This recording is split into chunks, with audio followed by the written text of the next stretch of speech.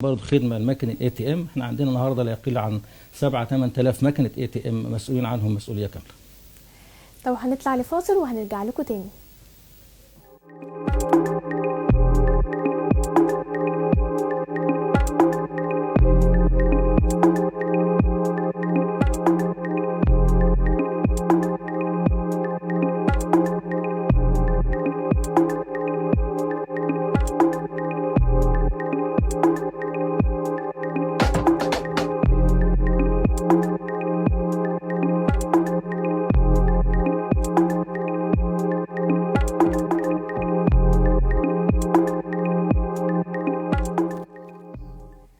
ورجعنا لكم تاني ومع ضيفنا المهندس إبراهيم سند رئيس مجلس إدارة المكتب المصري للأعمال الهندسية EBE.